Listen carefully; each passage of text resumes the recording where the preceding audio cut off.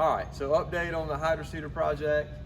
We got the bed off, got the Hydroseeder set down onto the frame of this truck. We had to remove some of the old mounting hardware for the bed.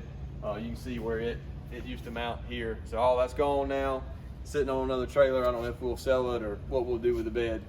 But you know, kind of read over the manufacturer's instructions for mounting this, and we were able to reuse these tabs from where it was mounted on an old Army truck.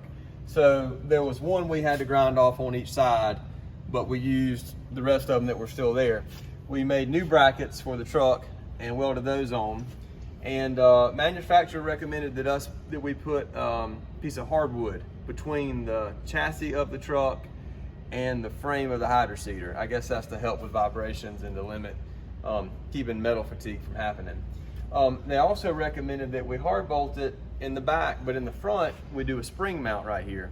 And that way, if you're on uneven ground and it makes the truck chassis kind of twist a little bit, you've got some room where these two pieces can come apart and not overstress the Hydroseeder frame. So that's why we have this spring mount that we did here. So on around, looking, next thing we noticed, there was a throttle mount right here. So if you were on the ground, you could throttle it up without having to be on the top. And it was actually mounted down here below, and we wouldn't have enough clearance for the tires.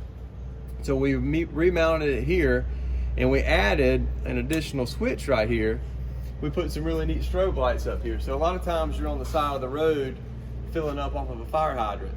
And so we added these strobes in the corner just for some added safety when we go to fill the unit up. Had to put a new muffler on here. The other one trusted out. Believe it or not, that's a new muffler. We've already used it, and so some water was dripping down on there. It didn't take long to get the paint going. Kind of reworked our lights here on the back of the truck. This is roughly where they were before, but we went ahead and added some new lights in here. We repurposed a ladder off of one of our old service trucks that we were taking out of service. And so we made some hinges. So what it'd be like this right here during transport.